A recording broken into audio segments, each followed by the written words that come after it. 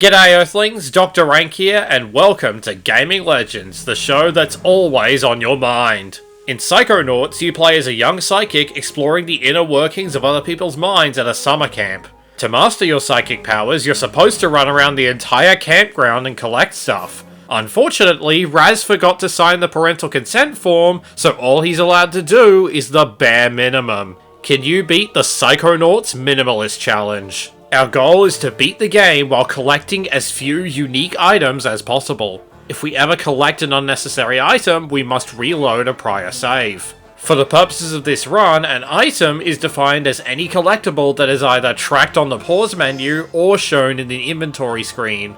The latter category includes both held items stored in the backpack and merit badges for psychic powers. Any collectibles not tracked by these menus are fair game, such as health and ammo pickups or extra lives. However, the golden statues that increase our maximum lives and ammo capacity are banned. Multiple instances of the same item type will generally be counted separately. For example, collecting 2 mental cobwebs increases the item count by 2. However, if the same item can be obtained an infinite number of times, such as the infinite supply of dream fluffs in the shop, then it only counts as 1 item regardless of how many we obtain. And finally, all cheat codes and mods are completely banned. Before we start the run, we need to figure out how to finish it. The final boss is located within the last mental world of the game. The only way to enter this world is with the telekinesis power, which Raz learns when his Psychonaut rank reaches 20.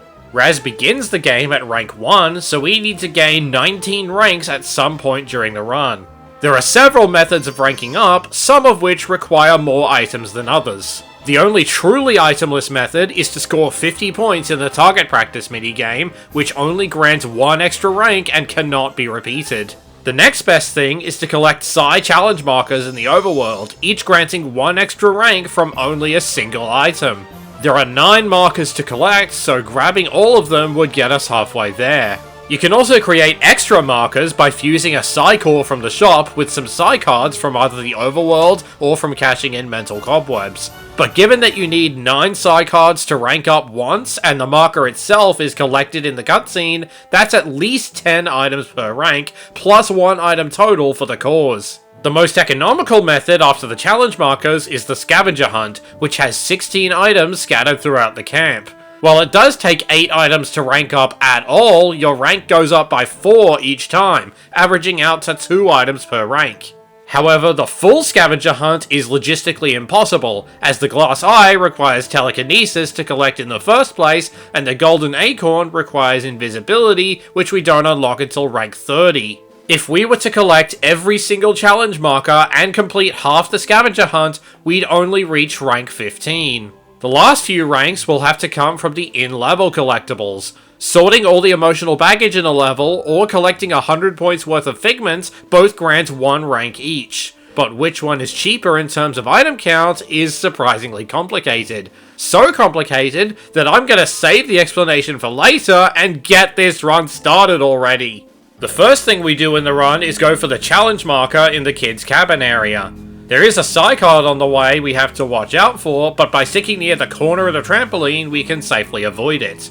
With rank 2 secured, we head to the classroom and pick up our second item, the smelling salts, which function as the quit button within levels. The game won't let us proceed to the rest of the camp without going through Coach Oleander's basic braining. Even if we could hypothetically skip past Ranger Ford into the main campground loading zone, we wouldn't be able to make any actual progress due to our lack of items. We may as well get the coach's mind over and done with. Almost immediately, we're met with the most plentiful collectible in the game, Figments of Imagination. Most figments are easy to dodge, but there's a few here that are simply undodgeable. We're forced to collect 3 soldier figments on this ladder, and there's no way around it.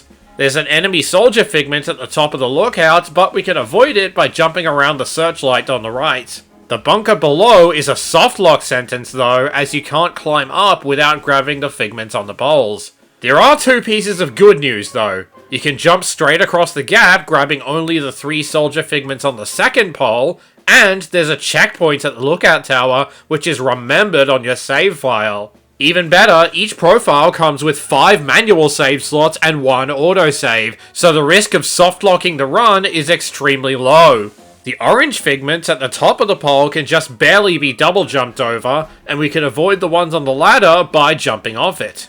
From there, we take the underground path to the other side of the battlefield, where dodging every figment is a cakewalk. We then have to deal with a moving figments during the ledge grabbing tutorial, but it turns out you can pull yourself onto the ledge halfway across, and the figment's hitbox doesn't reach the far left side. There's a checkpoint on the other side, giving us plenty of leeway for the trampoline section.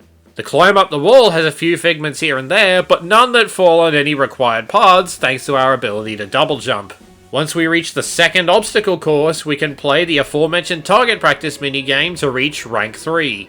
But remember how I said this was an itemless rank up method? That was a lie. I apologize for that.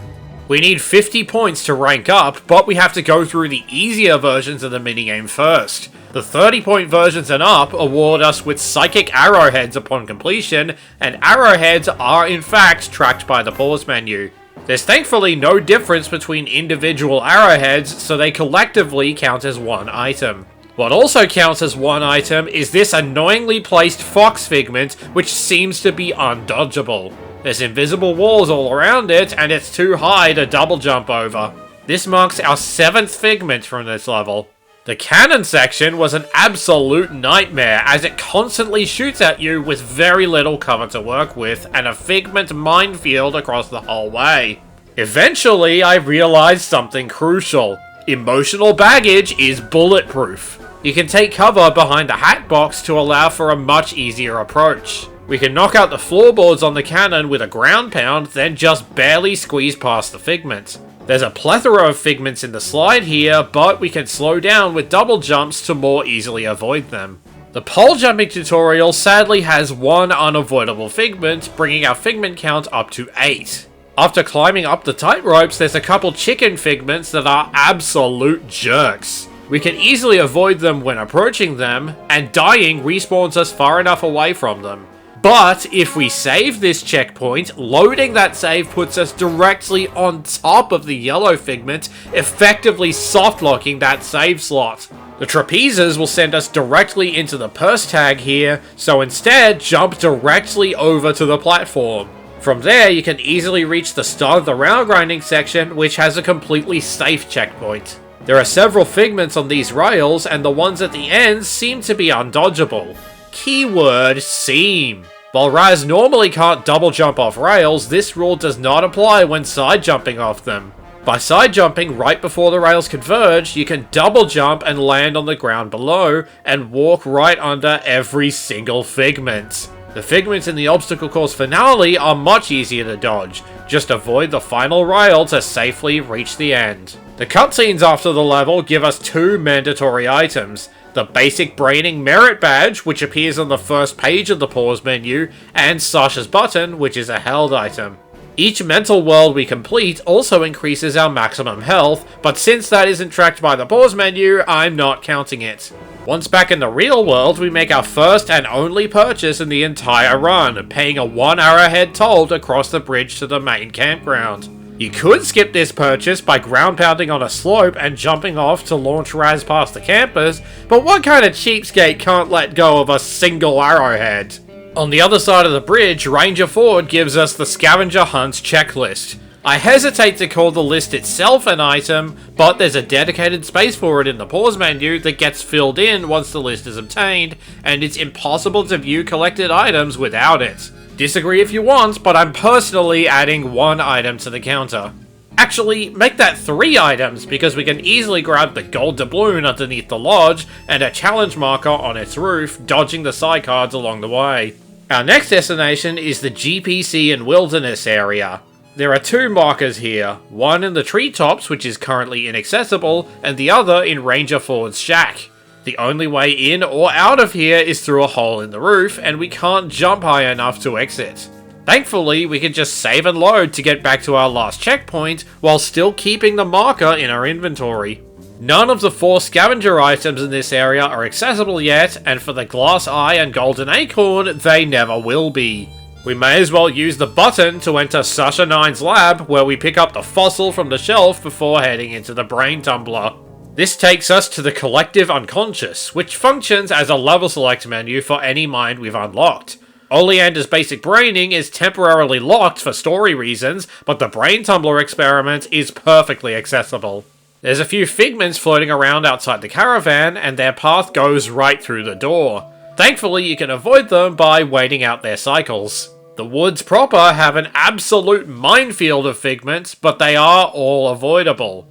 Unfortunately, we're stopped in our tracks by a giant shadowy monster, forcing us back into the real world until we get some actual combat experience. It is possible to come back here early with some clever use of the bacon, but there's an invisible wall blocking the path, and the giant shadowy monster is immune to everything but the Psyblast ability. With no further avenues available, we use the underground tunnels to visit Ford Cruller's sanctuary. Here, Ford gives us 2 items, the bacon, which allows us to teleport to the sanctuary and back from anywhere, and the marksmanship learner's permit. The latter only works while in Sasha's shooting gallery, so that's where we head next. While there are plenty of figments in this level, they only exist on whichever face of the cube is currently active. The paths to the valves are a bit scary, but we can take them out from a distance with a mid-air Psyblast. The ladder on the shoemaker face has a cockroach figment at the top, but it's far enough from the ledge that we don't have to worry about it. The factory face has several figments on the stairs, but the flamethrowers are surprisingly safe to traverse. Once we defeat the Mega Sensor, Sasha gives us the full marksmanship merit badge, which I'm counting as a separate item from the learner's permit. Now that we can shoot things, we can make another attempt at the brain tumbler experiment. I've got bad news though. There's only one checkpoint in the entire level, meaning we have to navigate the same figment minefield every time we reload our save, regardless of where we save. And not only do we have to deal with the brainless chicken figments running around everywhere, but also the flying brains on the tower at the end. But with some well-placed double jumps, we can safely dodge every single figment. Unfortunately, Raz doesn't know how to levitate yet, meaning we get kicked out of the brain tumbler again. This time we get the Oarsman's badge, allowing us to row canoes. Using this badge, we immediately head for the shores of Lake Oblongata. Here we grab the next scavenger item, Psychonauts comic number 1. I did make a play for the challenge marker here, but I couldn't make the jump because I'm bad at video games. No matter though, we can just row over to Mia Vodello on the dock and enter Mia's dance party. This level gives us 2 items, the levitation learner's permit at the start and the levitation badge proper at the end. You might think the abundance of figments would make this level difficult, but the colorblind programmer at Double Fine comes to our rescue. Holding L2 while in the air allows Raz to glide with the levitation power, even if it's not currently equipped. If you rapidly alternate the jump and cancel buttons while gliding, Raz will gain an infinite amount of height, completely trivializing almost the entire level. Keyword there, almost. The flight glitch is useless for providing horizontal momentum, and we're required to win the race against Bobby Zilch. There are some turbo boosts that can help us, but several of them have figments blocking them. We always either hit a figment or slow down trying to avoid it. Thankfully, we can conserve the momentum from a boost by jumping, which allows us to take corners tighter and faster. After several tries, I managed to just barely beat Bobby and move on to the end of the level. Now that we can use levitation, and thus the flight glitch anywhere, cleaning up the remaining collectibles in Whispering Rock should be a breeze. We grab the challenge marker and diver's helmet from the lake, the marker in the forest above the GPC, the marker, condor egg, dinosaur bone, and fertility idol from the reception area, and the eagle claw from the main campgrounds. With exactly half the scavenger hunt completed, we talk to Ranger Ford to receive 4 ranks, leaving us at rank 12. Coincidentally, this is high enough to unlock the pyrokinesis badge in Ford's Sanctuary, which is both a necessary step towards unlocking telekinesis and a required power in itself. With all our homework done, we enter the brain tumbler one last time and fly all the way up to the tower to reach Dogen. The blueprint brain tank is fought the same as a casual playthrough, awarding us with the Psy portal. After diving under the lake and fighting Linda the Lungfish, we use the aforementioned Psy portal on her to enter Lungfishopolis. Unfortunately, Goggalore is too heavy for the levitation ball, making the flight glitch inaccessible. And to add insult to injury, we can't reach the top of the dam without freeing the rebels in the prison, the path to which is blocked by lasers. The only way past these lasers is to disable them with the shield power, the badge for which is given by the first group of lungfish rebels. There are some figments above the blimp that can be difficult to dodge, but if you bounce off the bow of the blimp, you can avoid them just fine. Once up top, we take the bridge over to Skyscraper Island, double jump around the figments on the boat, and climb the skyscrapers to shoot down the planes. This grants us safe passage to Cochamara Island, where we use the shield to reflect the boss's deadly triangle beam and dodge the hard-to-avoid area attack. With Linda's mind back under her own control, she drops us off at the shores of Thorny Tower's Home for the Disturbed. As parting gifts, we get both the Lungfish Call and the Brain Hunts checklist, the latter of which I'm counting as an item for the same reason as the Scavenger Hunt checklist. We can use the flight glitch to avoid both Lily's bracelet and the Psy card, as well as grab the challenge marker next to the gate. However, there's an invisible ceiling preventing us from flying over the gate altogether, requiring us to enter Boyd Cooper's mind for the Milkman conspiracy. The game warns us that this level might be hard to do without telekinesis, which is a blatant lie, even casually, but it still lets us try anyway. Boyd's house is completely sealed in, with the door only appearing after we use clairvoyance on him. That means we have to grab the clairvoyance badge from the fridge. Now we could do this level right now, but instead we can visit our best friend Oatmeal, who can teleport us back to the collective unconscious. Up until this point, I'd been avoiding the in-level collectibles, grabbing only those that fell on the critical path. In the name of ranking up, the time has come to revisit those collectibles. If you recall, we got 8 figments from basic braining, and we need 100 to rank up. But the value of each individual figment varies, with the 8 we got being worth a combined 23 figment points. Since those 23 are required no matter what, we can effectively remove them from our routing to find that we only need 77 more points to rank up. The most valuable figments are the 3 bullet-ridden soldiers in the obstacle course finale, which are worth 20 points each. Grabbing all 3 brings our score up to 83, meaning we only need 17 more. Since every other figment in the game is worth 10 points or less, with the only 10-pointer being this brain blimp in Lungfishopolis, grabbing a 9 and at least an 8 will put us over the edge. I personally ended up grabbing 2 9-pointers in the brain tumbler experiment, which was purely accidental. If we ignore the 8 figments we were forced to collect anyway, this adds up to 5 figments for a single rank, which is an absolute bargain.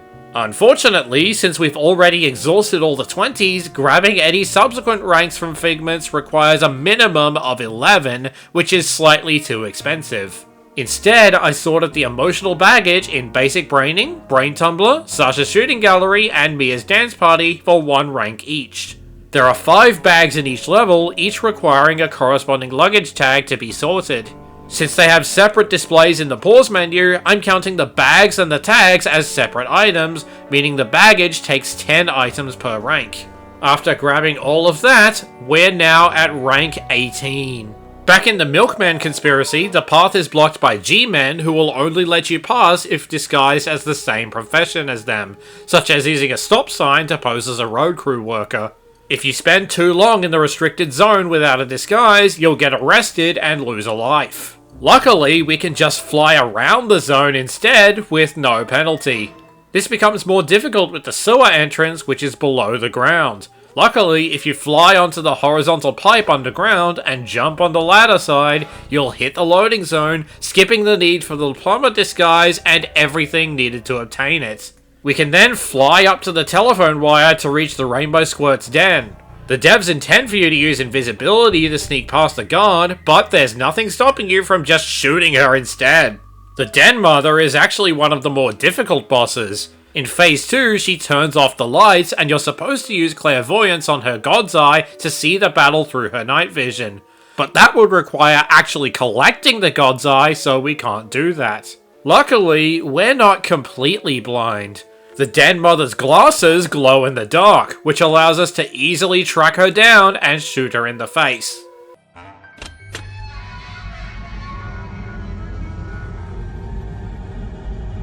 I am the milkman. My milk is delicious. With the gates open, we can finally enter the asylum proper. On the lower floors, we can easily grab the challenge marker in the rafters in Edgar's room, achieving rank 19. Unfortunately, the elevator to the upper floors is guarded by Crispin Whitehead, who will only let us pass if we thinks we look like Dr. Loboto. The full disguise requires the acquisition of 3 items, each unlocked by completing a different mental world. There is another elevator in the courtyard, but that one is only accessible after making the climb yourself. Luckily, the Loboto disguise is completely optional thanks to a glitch called Load Save Displacement, and yes, it does have an acronym. Start in the courtyard area next to Gloria, enter the loading zone for the lower floors, pause during the area transition, and save the game. When you load that save, you'll appear in the Virtual Boy dimension. If you fly long enough, you'll eventually reach the level geometry for the courtyard, but with one critical difference. The elevator to the top is active, taking us straight to Loboto's lab. This skips the entirety of Glorious Theatre, Waterloo World, and Black Velvetopia. However, we haven't completely skipped everything. We still have one more challenge marker to collect located in the upper floors. We can get back there by taking the elevator at the bottom, then climb our way back up. During this climb, I was ambushed by some exploding rats and accidentally picked up a confusion grenade. This is only possible if you have the Confusion Badge, which you normally obtain during the course of Black Velvetopia. Turns out Psychonauts uses a similar system to the percentage warps from the Jak games, where completing a mission earlier than intended automatically completes every prior mission and gives you all the rewards for those missions. Thankfully, the colorblind programmer at Double Fine forgot to implement this system for the backpack items. The Confusion Badge is the only thing we actually gain. After grabbing the 9th and final challenge marker on this pipe, we've finally reached rank 20. Use the bacon to teleport back to Fort Sanctuary and receive the final merit badge, telekinesis. Talk to Ford again to teleport back, then either use TK on the chair to climb up to the lab, or waste all your lives to respawn in the courtyard and take the elevator. There are now only 2 required items left. The birthday cake to lure Mr. Pokelope into a spot where we can grab him, and Mr. Pokelope himself to soothe Shigor. Once Sasha and Mia are freed, either shoot or punch Lily's helmet to enter the point of no return. There is a whole extra autosave slot that is made just before this moment, but otherwise the campground and asylum are completely inaccessible from this point onwards. In the boss fight with Oleander's brain tank, we use Pyro to burn away the walls, then TK to throw the rocks at him. Once Raz sneezes his own brain out, the left stick becomes unusable, so we use TK to throw ourselves into the tank and enter the final level, the Meat Circus. After entering the caravan, the path is blocked by some mental cobwebs. Not only do these count as items, but clearing them requires the use of the cobweb duster, which we never bought. Luckily, the duster is entirely optional. Remember the LSD glitch? It's triggered by saving the game in the middle of an area transition. If we use the smelling salts from outside the caravan, then pause and save while the screen is black, we can make a save that puts us in the middle of Tent City. I should also mention that this particular LSD is frame perfect, and I got it on the first try. Navigation from here is a bit tricky since the skybox doesn't exist and the game isn't erasing old frames, but we can use the flight glitch to make it all the way to the butcher's tent, skipping the entire Little Early escort quest. All that remains now is the final boss gauntlet. The butcher is immune to all psychic powers, but we can still use the shield to avoid the horizontal cleaver swing. The chase sequence with Zombie Augustus can easily be cheesed with the flight glitch, and the Butcher Phase 2 relies solely on TK. The two-headed dad monster does give us the power of Giant Raz, but Giant Raz doesn't appear in the pause menu, so it's not a problem. With the Complex Father Complex eradicated, the Psychonauts Minimalist run ends with a final tally of 91 items, at least if you count things the same way I did. If you want to watch the run, I'll have a link to the uncommentated footage in the description. And if you want more Psychonauts content, I highly recommend the Psychology of Psychonauts series by Gaming University, which dives into the real-world psychology behind every mental world in the series. Link to that will also be in the description. And finally, in case you missed the memo, on July 16th at 6:45am Adelaide time, I'll be performing at the Australian Speedrun Marathon 2025, showing off a 100% speedrun of Finding Nemo to raise money for cancer research. More details can be found by clicking the card on the left side. Practice runs for this showcase will be streamed live every Wednesday between now and July 9th. Be sure to subscribe so you don't miss them. That's all for now, and I will see you down under.